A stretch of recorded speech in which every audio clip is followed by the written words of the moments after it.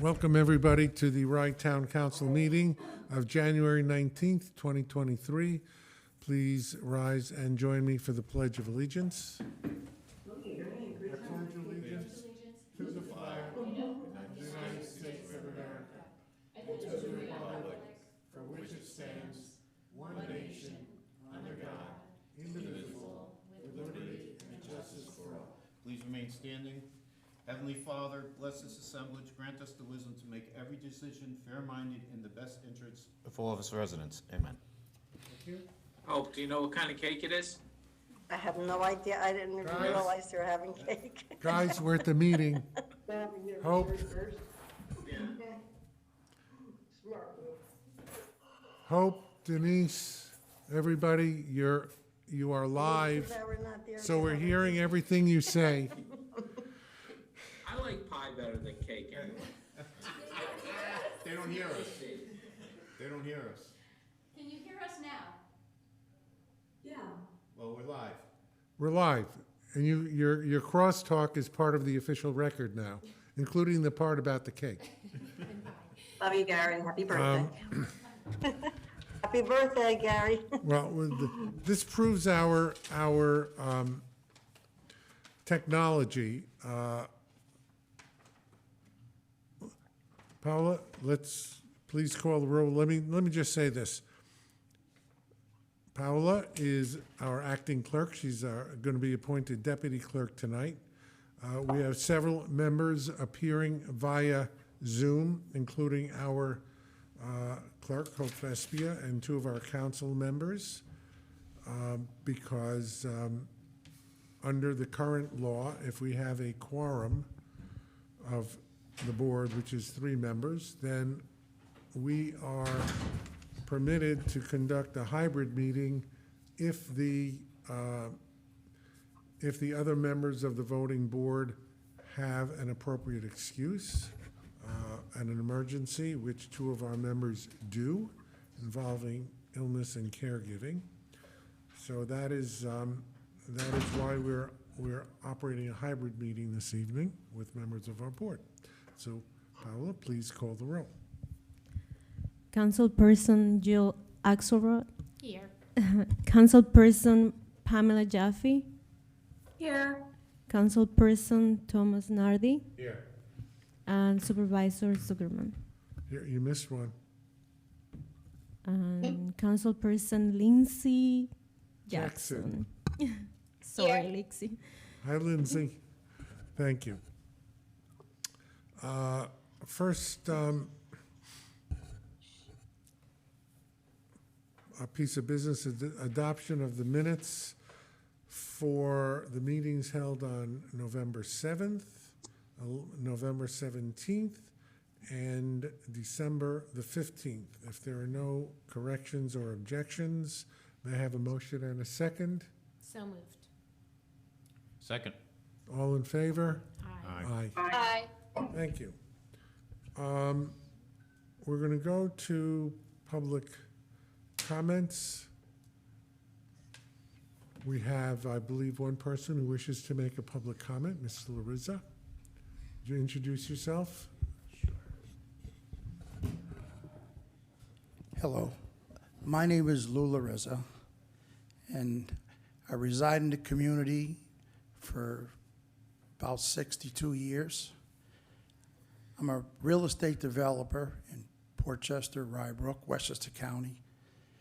I built in excess of 400 homes in the county, office buildings, shopping centers, 2 indoor sports arenas, bridges, and I had a very disturbing conversation today with Mr. Casement in the tax assessor's office. We were debating back and forth on my property, and he told me that I don't know how to evaluate land. I built in excess of $300 million worth of real estate, and I was appalled. The reason I'm here is because I believe that Gordon is taking advantage of a lot of the people in the community. I looked through the assessments on the land values. He assesses land, some parcels, at $500,000, and he has the home value with the land at $1.1 million. Now, it's impossible to buy property for $500,000, build a house and sell it for $1.1 million and make money. They never give you the opportunity. They believe that their word is the bond. And I'm just going to let it be known today that normally I never come out unless it's one of my projects. But my mission now is going to battle the tax assessors personally, legally, to get it right. Not so much for me, because thank God I'm able to afford it. But there's a lot of people who live in the community. They put their assessments at a number. These are elderly people. They don't have access to computers. June 1 comes. You don't get your statement until June 7, and then you have 3 weeks, which is less now. You have 14 days to get it in. I have access because I have a legal team on staff. And then their assessments are overassessed by $100,000. With the mill rate in Portchester and Rybrook, 2.5 approximately, and 3.1, it's a burden. If you overassess someone's home at $100,000 or $50,000, $100,000 is $3,000, $50 is $1,500. They don't realize that over the last couple of years, a lot of homeowners purchased their multifamily houses and they bought the home for $550,000. We went into an economic boom to $700,000, so they raised it up to $750,000. And I explained this at a Portchester board meeting that the bottom's going to fall out now because the gentleman who purchased that home at $550,000 got an adjustable rate at 3. Now, 5 years later, his rate is 7. So if you do $500,000, it's almost $1,500 or more for his payment. And then they raise the taxes from 5 to 7. That's $200,000 times 3 is 6. The gentleman's going to have to go for $200,000 more. They don't care. I care. I care about those people. I'm a Portchester resident. I lived here my whole life. And know what's going to happen now? 2 things are going to happen. One, they need to bring in family members to help pay because they can't afford the taxes and the increase in the interest rate. And the other thing is foreclosure. So now when you have a foreclosure, everybody says, oh, it's not a big deal. It's terrible. You come, you purchase something in America, you come to Portchester, now you're going to lose your home because the assessors, they figure, let's raise the value to bring more revenue in. But how it works, economics, you raise the mill rate, the value goes down. It's simple math. So just want to let everybody know that I'm not here just against the town of Rye board here. It's totally against the assessor's office. And you will hear from me, my lawyers. I will fight them tooth and nails. Me personally, if they work for me, they would both be fired because they're not doing the right thing by the community. I'm sorry that I had to come, but this is not going to be the last time you hear from me. Thank you very much. Bye now. Thank you, Mr. Larissa. Appreciate your comments, and I'm sure that we will discuss it with the assessment office. The policy of the town of Rye, the policy of the town council, is to make sure that every assessment is fair and equitable, not to overassess. And if that's occurred, obviously there are means of legal redress through the courts to correct an incorrect assessment. But your coming here, I know, speaks volumes. I've known you for a long time. You've known me for a long time. I respect you greatly, and your comments will certainly be reviewed, taken under consideration, and discussed. And I appreciate you coming here. Thank you. Thank you very much.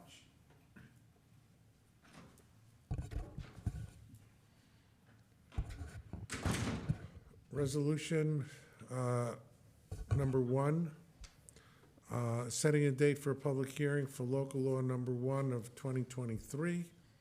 entitled An Act in Relation to Property Tax Exemptions for Persons with Disabilities and Limited Income. This is kind of a follow-up to the local law we passed late last year regarding property tax exemptions for senior citizens. There was no disability law passed. Denise, do you want to comment on that, please? Denise? You're on mute.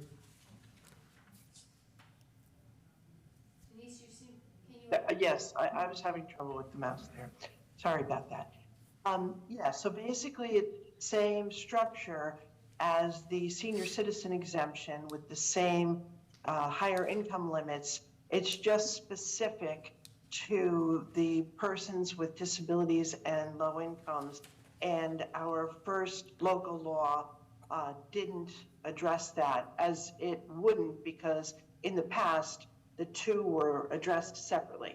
So now we're just addressing that disability exemption. And this is pursuant to state legislation enacted previously. Correct. All right, thank you. Any questions from the board? No. May I have a motion and a second, please? So moved. Second. Paola, please call the roll. Councilperson Axelrod, Yes. Councilperson Nardi, Yes. Councilperson Jackson, Yes. Councilperson Jaffe, Yes. and Supervisor Zuckerman. Yes, thank you.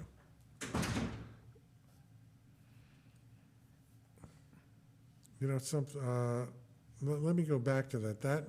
That was setting the date in the resolution. I didn't say it publicly.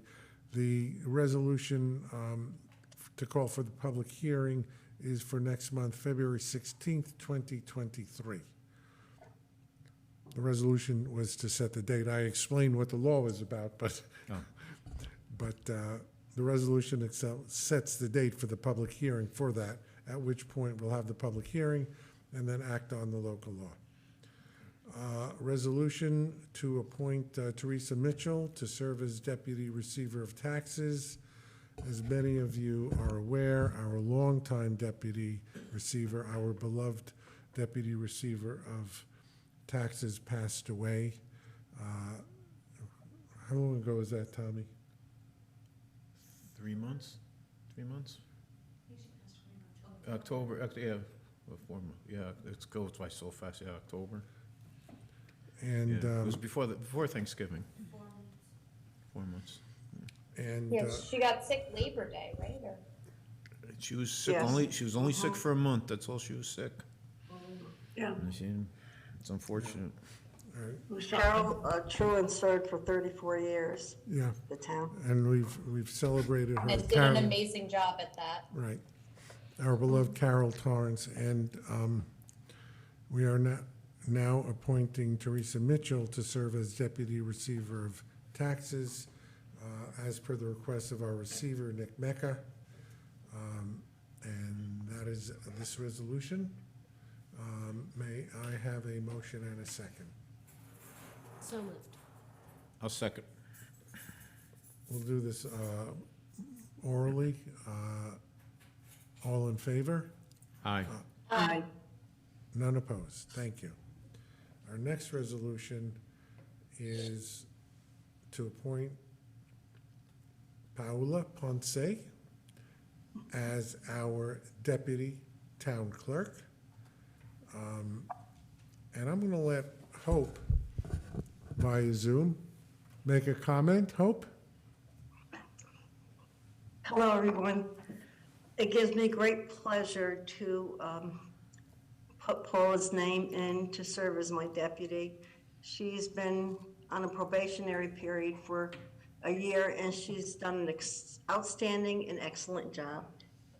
She is always anxious to help, always anxious to learn, and she always gets great compliments from the public because she's just a very sweet, dear, and polite person and very professional.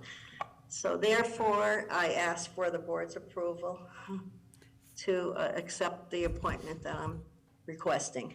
Thank you, Hope. Motion and a second, please. I'll make the motion. I'll second. All in favor? Aye. Aye. Aye, everybody. Paola, you are now officially the deputy town clerk. Thank you. Congratulations. to our new deputies. Well, Thank you. I want to mention something. I'm really grateful that you guys give me this opportunity.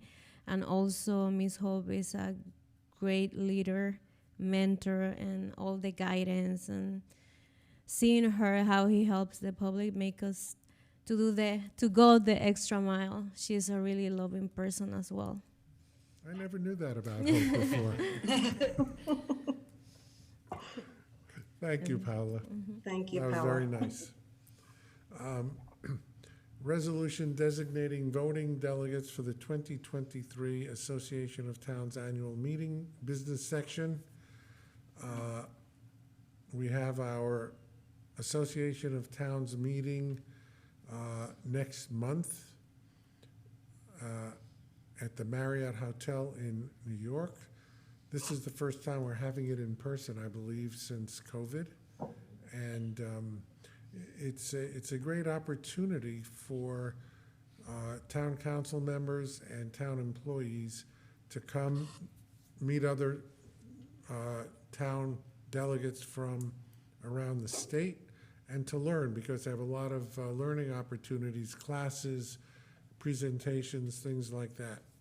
So Debbie and I will be going, and all of you are invited to come along if you want to. And the resolution is appointing a voting delegate and an alternate voting delegate. And normally, it's usually Tony Provenzano and Ann Capisi, who have been doing this for years. However, the court system is apparently having a separate meeting, so we need new delegates. And the delegates being appointed are Debbie as the voting delegate and myself as the alternate delegate. So with that, any questions? Not, may I have a motion and a second to approve the designation of delegates? I'll make the motion. I'll second. Thank you. All in favor? Aye. Aye. Aye. Councilperson Axelrod, Yes. Councilperson. I just did a voice vote. Okay. Just put that unanimous, okay? Thank you. I know you I want to just get to. responded. Okay. On autopilot. And she's so eager to respond. The next item is regarding the assessing department, approving a contract with Tyler Technologies to update the residential and commercial properties for the 2023 assessment roll. Denise, what's this all about, and which alternative have we chosen? Well, Tyler did the reval in 2020, and each year, like we did with Vision, there's an update.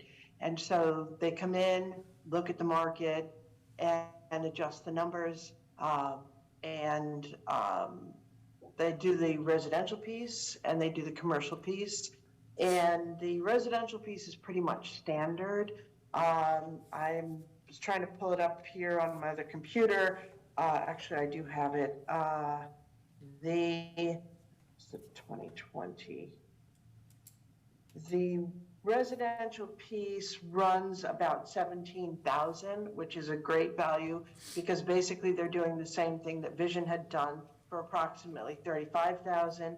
And the commercial option, right now they've given us one option to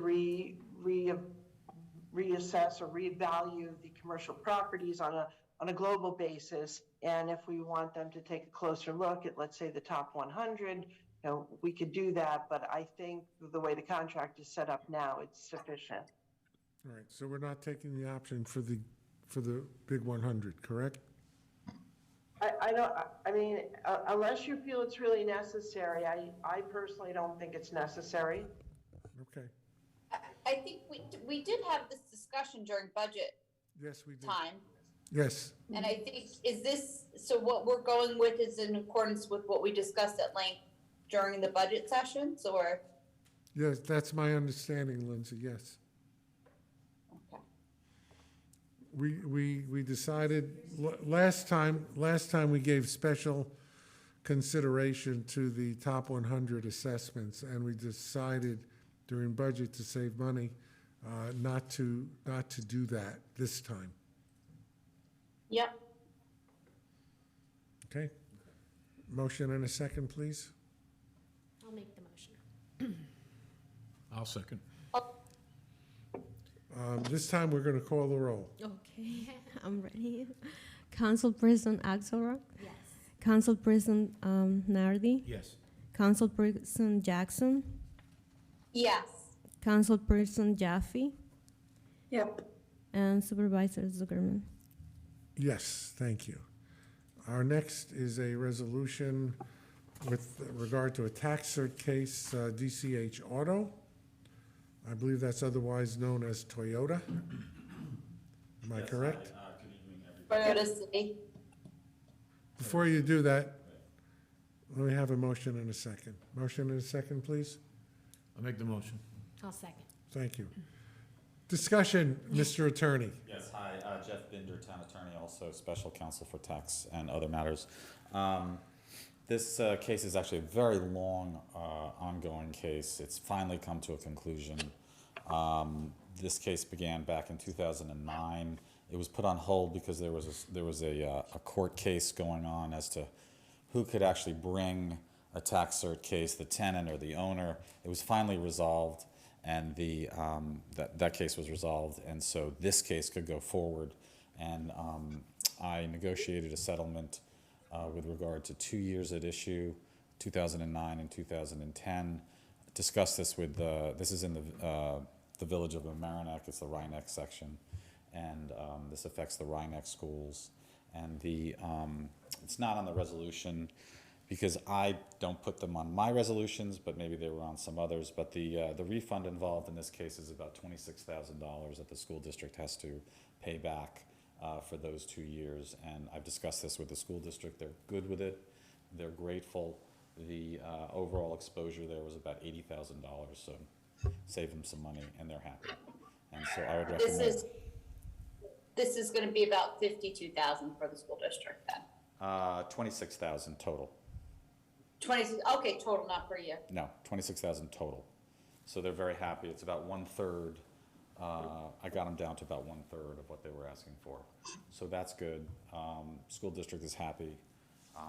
That means I'm happy. That means the supervisor's happy, and hopefully the town board is happy. And the village? The village refund was handled by them because that was during the time where they were the assessing unit. Okay. So I would recommend we approve this settlement. If there's any other questions, happy to answer. This is DCH Toyota City on Post Road. Were there more years on this, or is this just the 2 years that they were going for? They withdrew on 2011, so this is 2009, 2010. Okay. Actually, 2011 is equitable, so the assessment was okay. So there's no refunds or anything with regard to that year. Okay. All right, and they haven't filed since. We don't have any current certs? Or we do? On DCH, no, this takes care of this case. All right, good, thank you. Since we've made a motion and a second and an explanation, any other questions? If not, Paola, please call the roll. Councilperson Nardi, Yes. Councilperson Axelrod, Councilperson Jackson, Yes. Councilperson Jaffe, Yes, I couldn't unmute. Yes. and Supervisor Zuckerman. Yes, thank you. And now we come to several resolutions and a presentation on Crawford Park. I think first we'll do the Crawford Park report for the year-end report on 2022. And then we have 2 resolutions regarding pricing policy.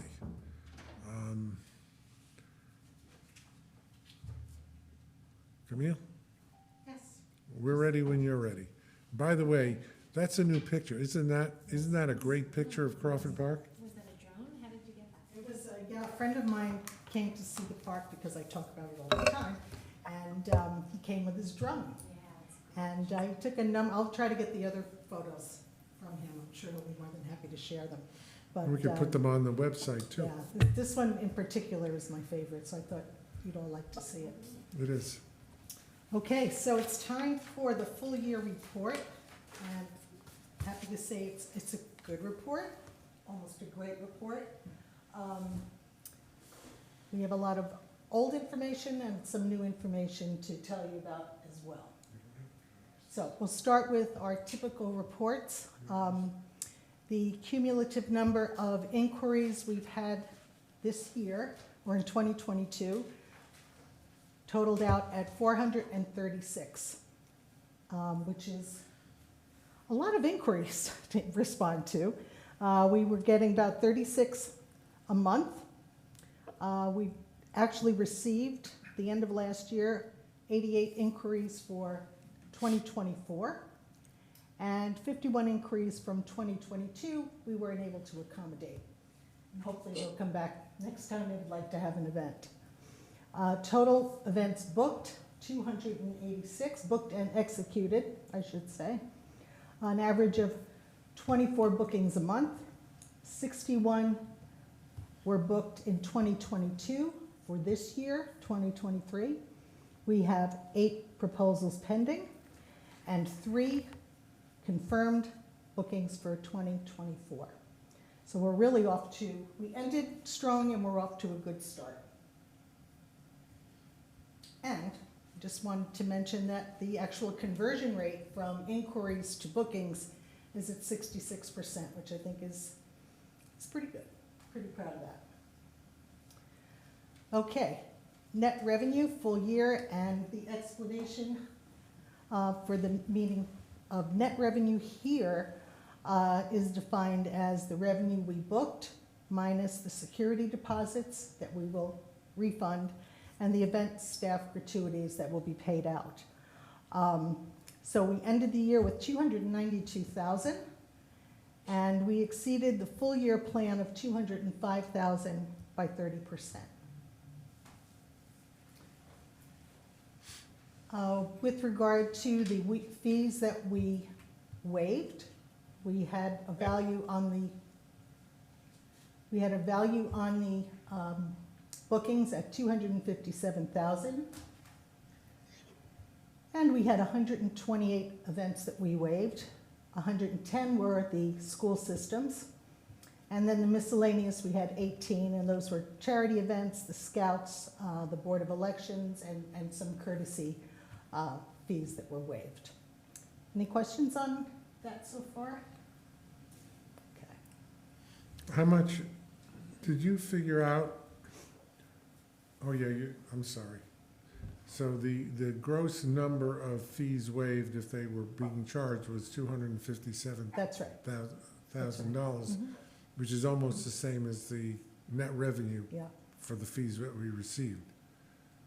Do they pay any fees at all, like for workers or anything, or it's totally Well, waived? we're kind of changing that a little bit, and I think we're going to talk about that moving forward with regard to the nonprofits.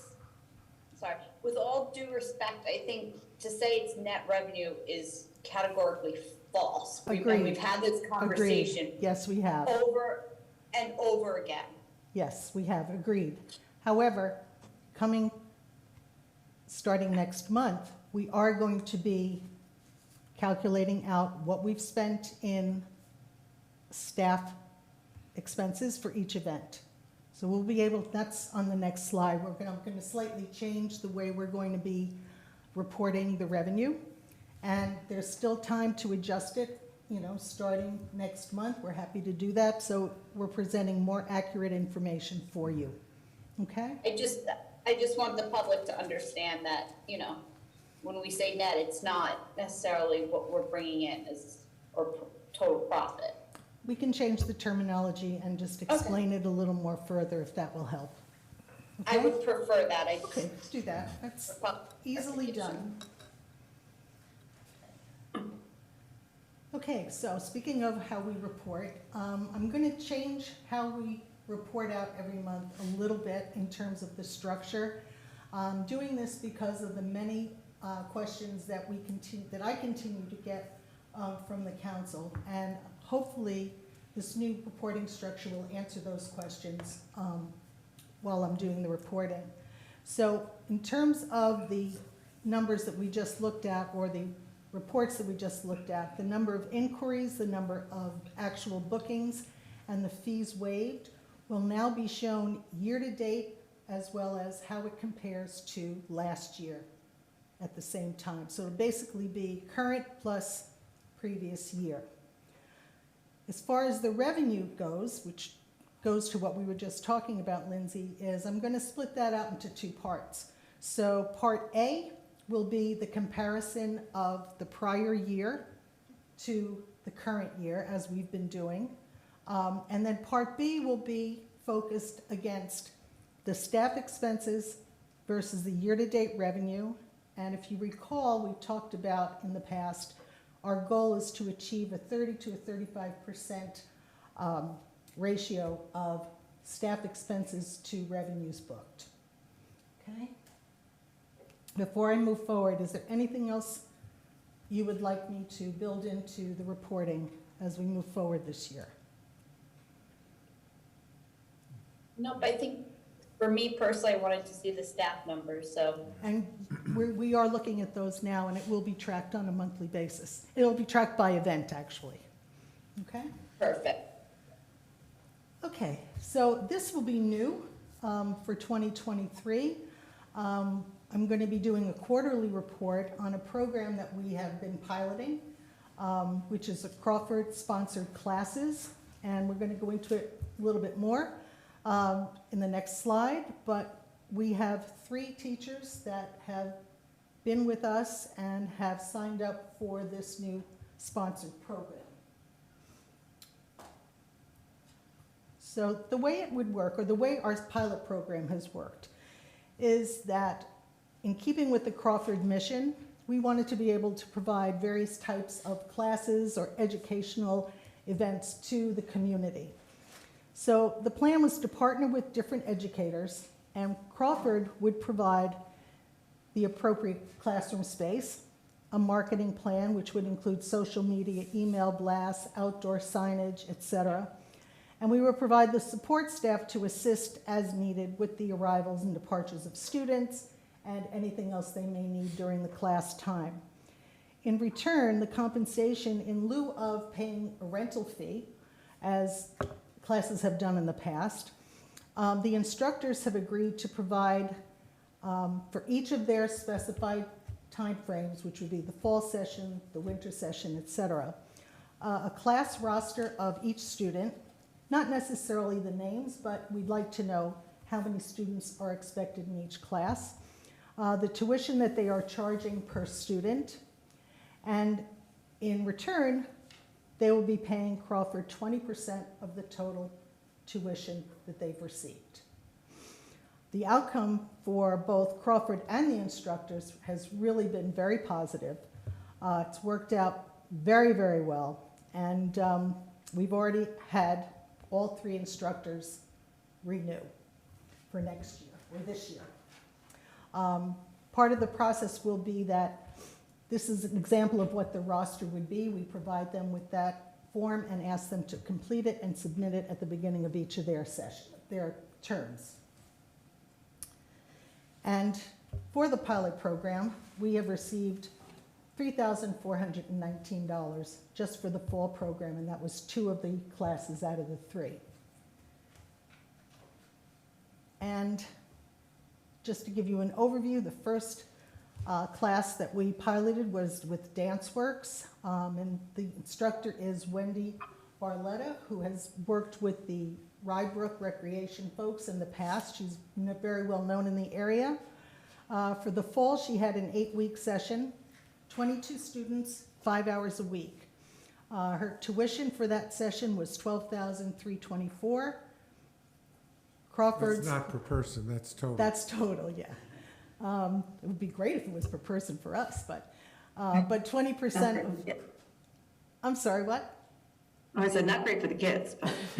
Right. No, not great for the parents. Yeah. So the revenue realized was 2,487. Going down to the next category, our staff was here 7 hours a week at $15 an hour. Our staff cost was $105 a week for the dance class, times 8 weeks was $840. And, you know, going towards our new type of reporting, we will always give you this cost. And I have to find out, Lindsay, a different word other than net so that it's more clear to everyone. But what we ended up receiving after the staff expenses was $1,647 for the 8-week program, which I think is pretty well done. And the winter. Let me just interject. I think that you need to talk to Dave Burns, our controller. If we're looking at getting any kind of words that deal with monetary reports, Dave's the one to confirm what he would like to see. Right, Dave? I think he's on silent. Dave? He's in or frozen. I think Yeah, at work we use the term adjusted. Adjusted. Yeah, so we would probably start with total income and, adjusted gross income. I'll leave that after up to labor you. costs. You Right. can work Well, with, we won't use the word net. We- It's not net. Well, that's what happens when you We're have a gonna- marketer doing, financial work. that's But why I all- said, yes, it's appreciated. coordinate it with Dave. Be happy to do that. So Okay. Dave, I'll be calling you. Will do. Okay, Okay. thank you. I Just think interjecting, we all Lindsay, from one marketer to another, this is very impressive, so. Oh, thanks. Keep going. Thank you. I think this will make Lindsay happier too. Right, Linz? Yes. Okay. Okay, we aim to please at Crawford. And the second class we had this fall was Fiddleheads Cooking Studio. Renana Schivel is well-known in the Westchester area. She teaches in many of the communities. And she actually came to us, and we were delighted that she did. She has an 11-week program, 24 students at 4.5 hours a week. Their tuition came in at $13,395. Crawford's portion, $2,679. Our staff was here 5.5 hours a week, which came out to $82.50 a week for the staff. 11 weeks was $907. When we adjusted the revenue, it came to $1,772. Their winter program is now in session, and she also, by the way, just asked us to please add another class. So she'll be here 2 days a week. Great. So we're happy about that. So the class schedule for 2023, the winter session, which is confirmed and in session, will be DanceWorks, Fiddleheads Cooking Studio, and Chess, who has been here for a number of months, has just signed on in terms of the new pilot program that we were doing.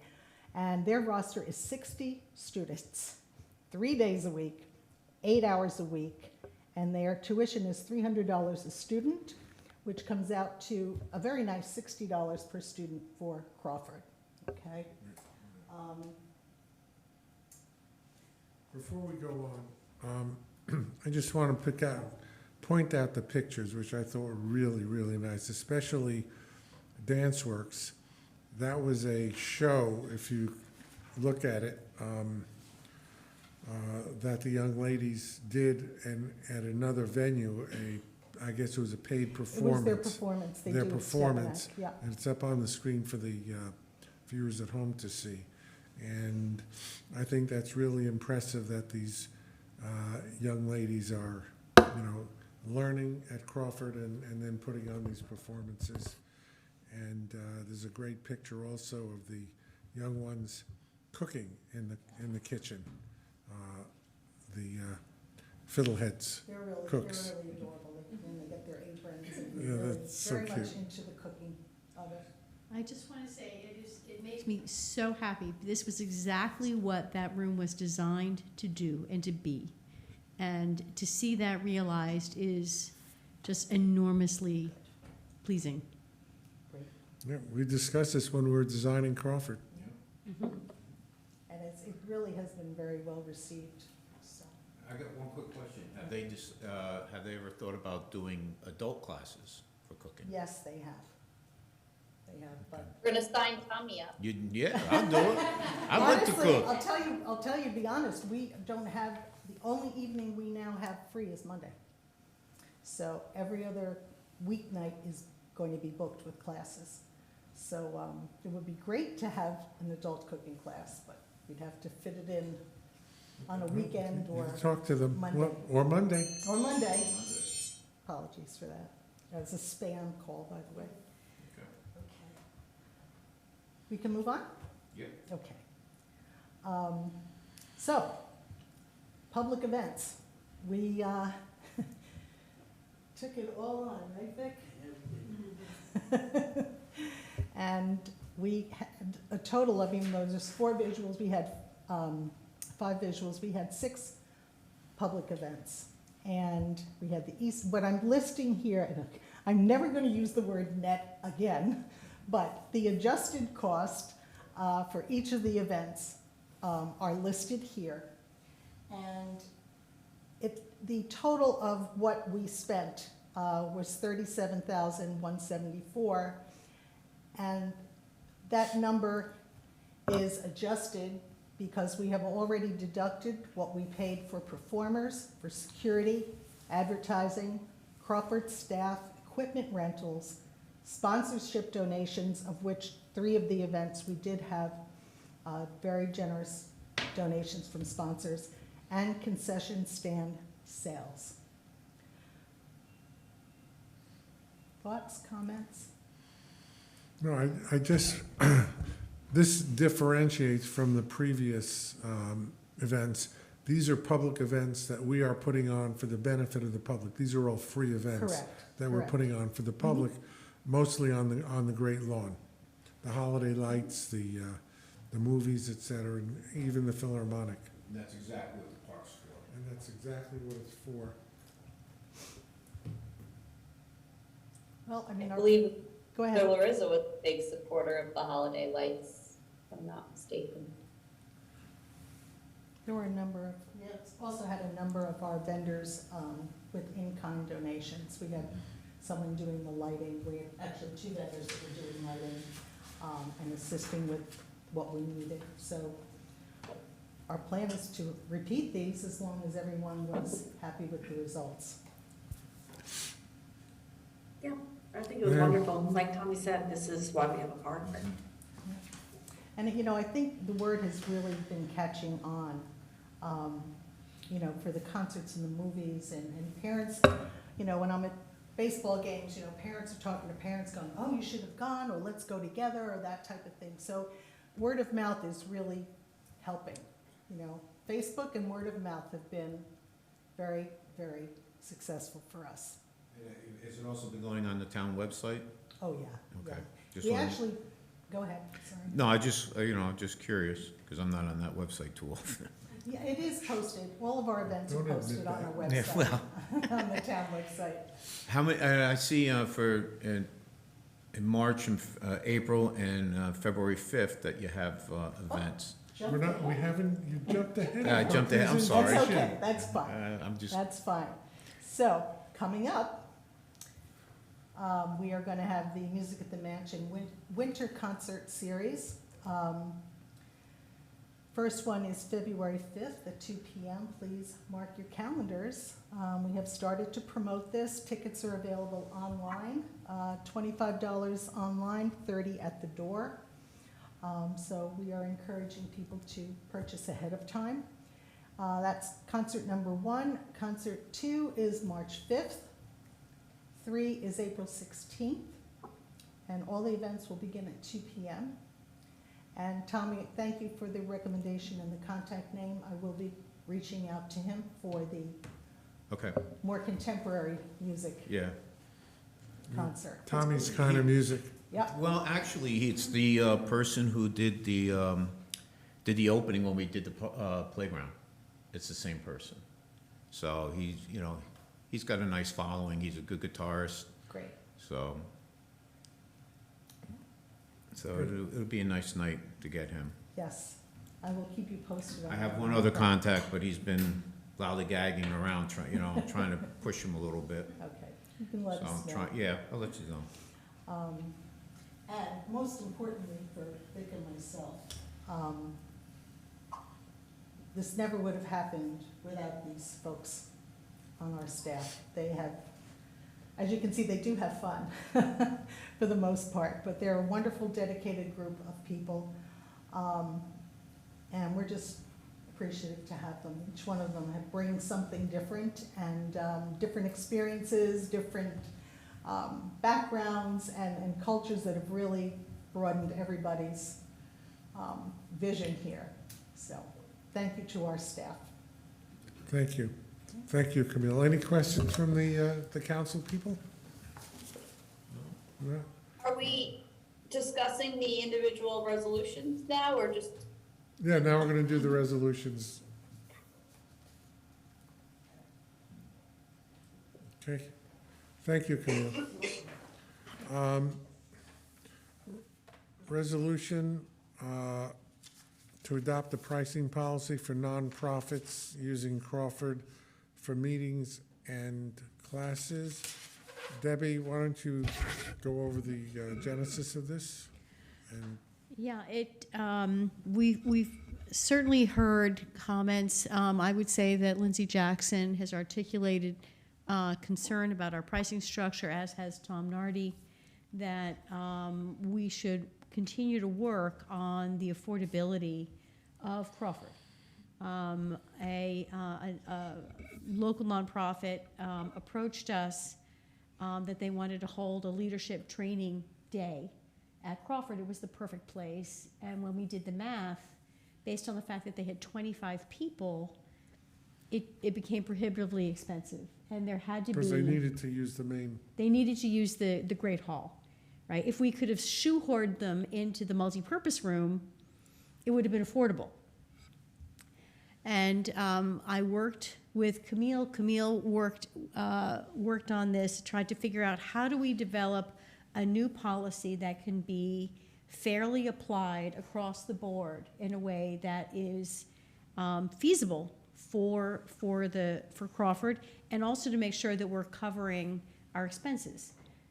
Because a not-for-profit using the facility for a day, we're going to be bringing in people to staff that event. So after several discussions, we realized that the policy that's working for the upstairs rooms for nonprofits can be extended to the entire building. And that I give full credit to Camille, that figured out that we could do it. That could be affordable for the town, and also hopefully make this an approachable place. Now, this is specifically for nonprofits that are using the space for educational purposes, for training programs, for a meeting, something that only requires tables and chairs. Yes. And so that is what this structure is. And they're not making money on it. Pardon me? They're not making money on it. No, they're not. This is not. I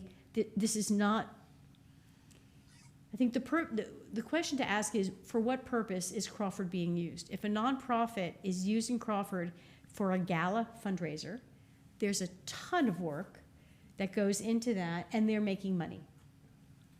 They can afford to pay for Crawford.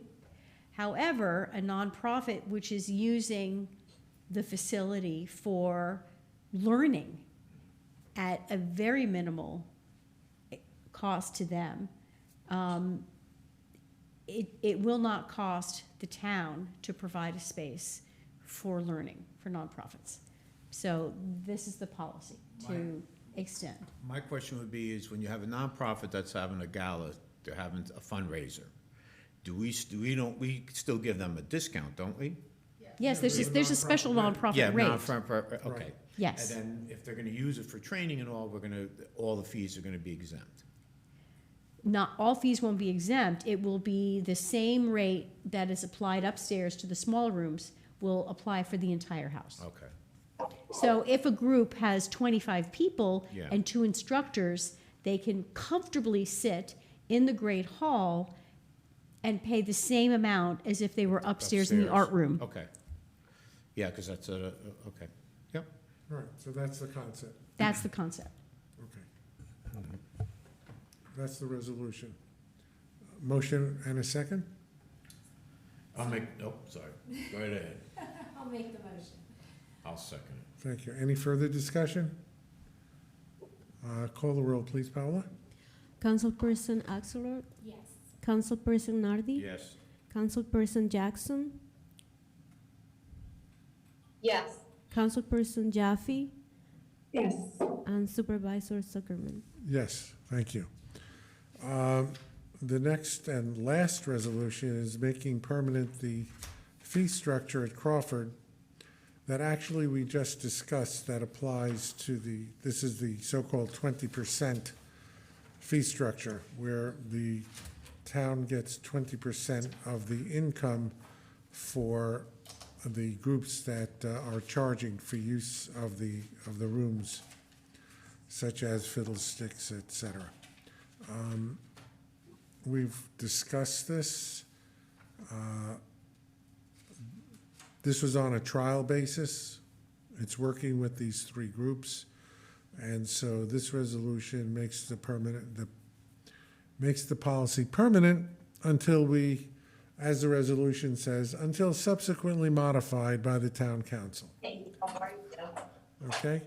So, may I have a motion and a second? I'll make the motion. I'll second. Is there any further discussion? Now, these three groups, they're okay with the 20%, they're happy, they're making money and we're making money. Correct. Okay. All right, you had something, Lindsay? Nope, that sounds great. Okay, great, thank you. Paola, call the roll. Councilperson Nardi, Yes. Councilperson Axelrod, Yes. Councilperson Jackson, Yes. Councilperson Jaffe, Yes. Councilperson, well, I think all of you guys, right? And Supervisor Zuckerman. Yes, thank you. Don't worry, Paola, don't be nervous, you're doing fine. Right, Hope, she's doing fine? Okay. We're up to the report. Yes, she's doing fine. Okay, we're on the report session. Do we have a further assessor report? No, but I just want to let everybody know that the renewals for the senior citizen exemption have gone out. So we're starting to get calls from the people who have had the exemption previously. The past 2 years, they didn't have to renew, but this year they have to renew. And our mailer about the recent changes in the exemptions regarding the seniors with limited incomes, the disability, people with disabilities on limited incomes, and the volunteer firefighters, that mailing will go out next week. So that's to the entire residential population of the town. And other than that, that's basically it. All right, thank you. Vic, Thank you. do you have anything for us? Couple of minor things. Your things are never minor. Vic Federico, Director of Grounds and Facilities. First, Gary and Debbie, I sent out about the F-150 electric truck. We've contacted quite a few dealerships, and if the council members that are here would like to look at our findings, I'll hand out extras. Well, why don't you just mail them? You can hand them out, Yeah. or email it to the council. Um, Or you can hand them out now, Yeah, they're right here, so if you gotta give. except Lindsay and Pam can't see it. There it was.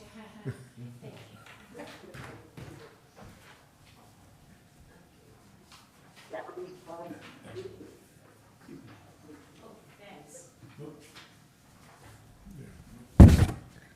So, Okay, being that there's very limited F-150s out on the market, most of the dealerships got 3 or 4, and we're finding out that they were all the Lariat model. There are 4 models.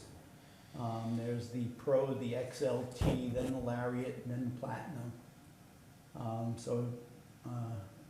Actually, I won't say pretty much everybody got Lariats. And the prices are pretty consistent in the $70,000 range. Yeah. And hopefully, we found out that under the Infrastructure Act that was passed last year, the town of Rye has been allocated approximately $76,000 for environmental purposes. And one of the things that is eligible is the electric truck. So there are a couple of things that we were considering, and the guidelines are not out yet as to how to apply to get the money. In other words, the money right now is sort of sitting there and saying, Town of Rye, this is your money, but we haven't told you how you can get it. So we're waiting for that. The only other thing is as I usually do my rounds and go around, check all the cemeteries, Otter Creek Bridge, Rye Town Park.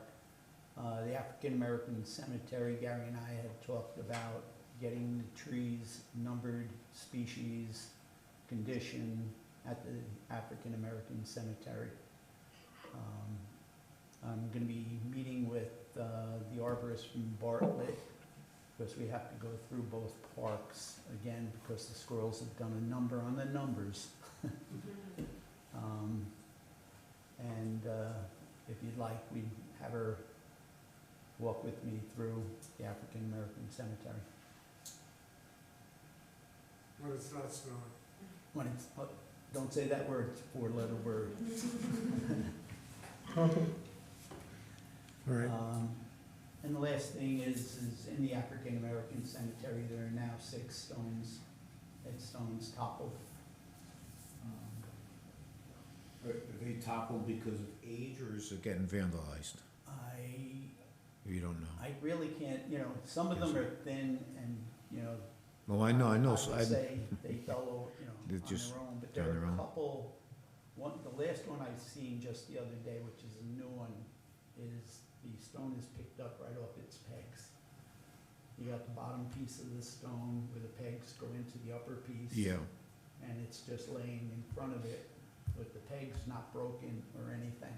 So it looks like somebody lifted it off. Lifted it off. Do we have somebody who can repair these things? Well, we had the people from down at Van Court. Yeah, the monument. Cemetery. Right, the monument people. Yeah. Yeah, we should really call them. The foundation. Right. Yeah, I have not, we certainly can try. I think we should. The foundation that provided, it's a cemetery begins with a W, I think. The World Monuments Fund, World Monuments Fund? But that was not, that was the fund that paid for the internship program, but it was the cemetery itself that has a foundation as a training program. We'll attempt to contact them. Because I know that the union was also involved in training, so I'm sure we can find someone to help. Reach down there again. Yeah.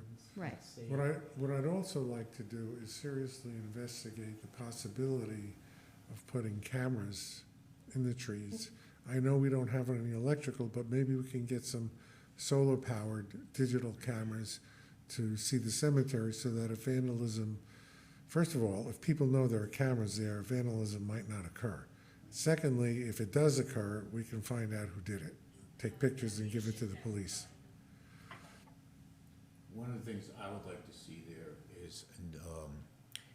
is a roadway going up there instead of having the dirt road, maybe having railroad ties going up and then having bluestone, 3/4 bluestone compacted down on top of item 4. So this way you have a nice solid pathway, because you get a lot of divots in there when it's, even though it's got item 4 on there, but it's getting worn from the last time I was there.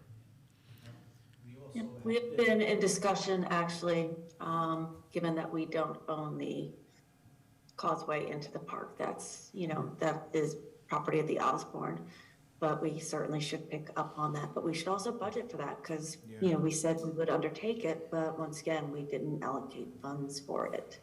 And it's something that needs to be done.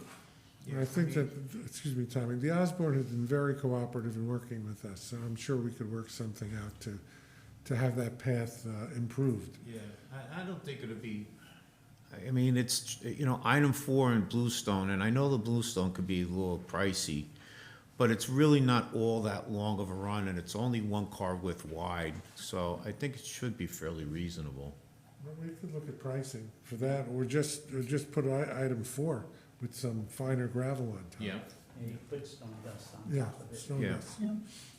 Vic and Debbie remind me, they provided the plants to line that pathway, and our part of the agreement was the railroad ties, what were, I haven't been up there in a while. I remember it, Tim, didn't we split the plants? I think that was a part of it.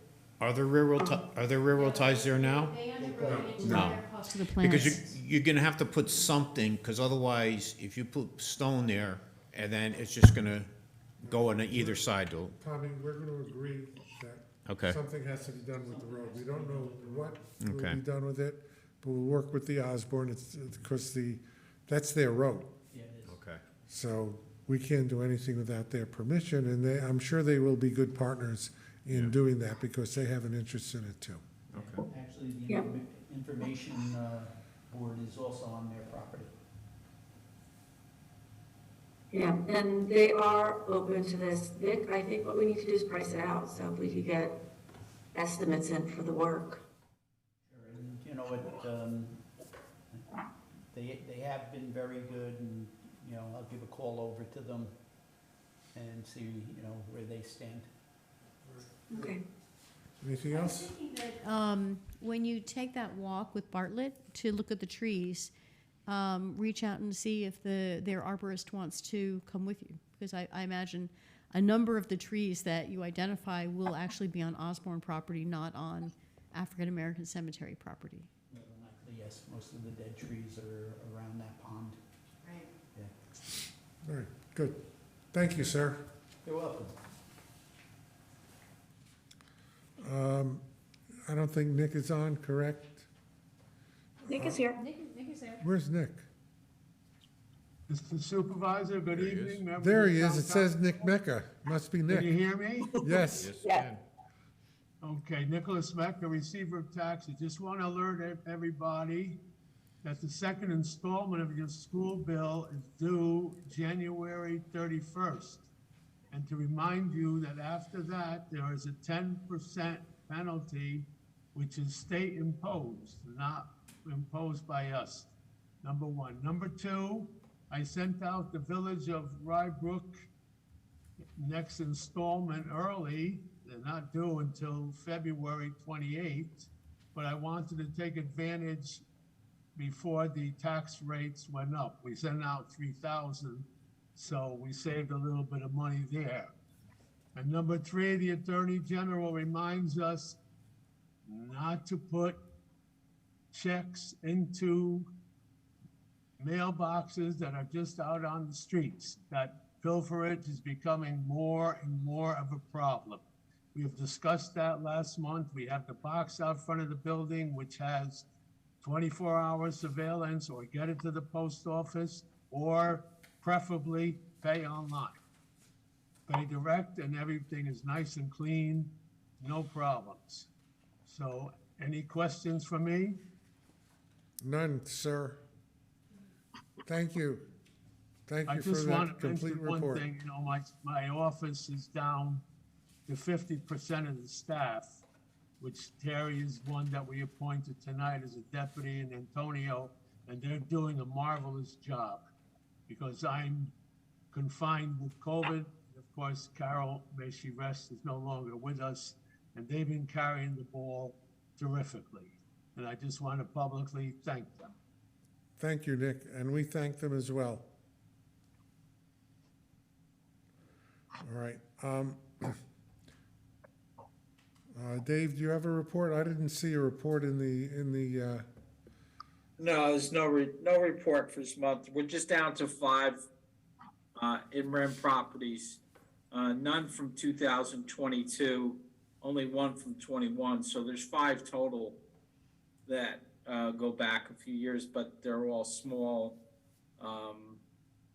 properties and tax liabilities.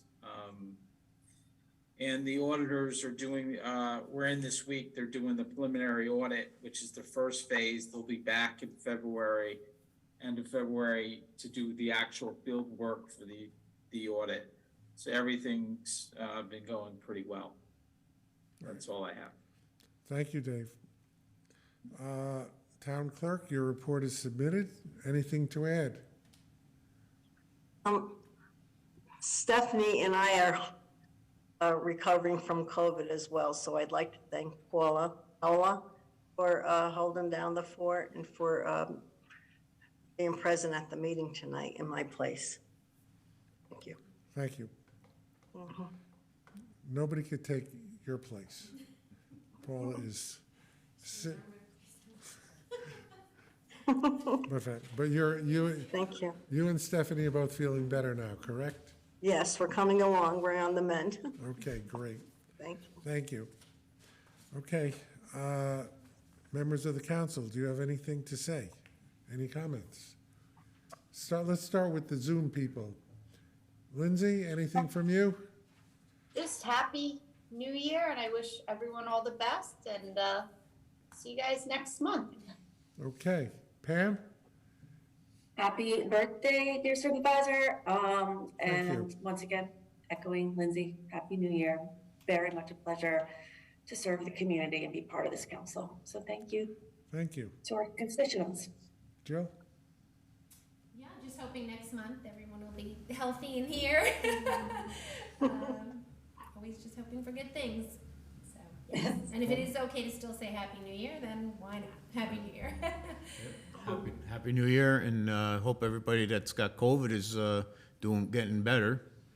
And hope to see everybody at Crawford Park with the events we got coming up for the winter concerts. You know, come out and support the park. All right, thank you. And again, a Happy New Year from me. A happy MLK Day just passed. Happy President's Day in the future. And thank you for your birthday wishes. I appreciate it. And we'll see you next month. And I want to thank, let me just mention one, I said it at the beginning. I think that we as a council and the, and the staff made a really good decision when COVID came in that we would have this system in place that when people could not attend our meetings due to illness or other circumstances, we could operate remotely with very little loss of efficiency. I mean, everybody who needs to be at this meeting is either here or in person or on the Zoom. And I think, Debbie, you had inquired at once, very few communities have the kind of setup that we do, I believe. That's correct. You know, that we can do this, that we can,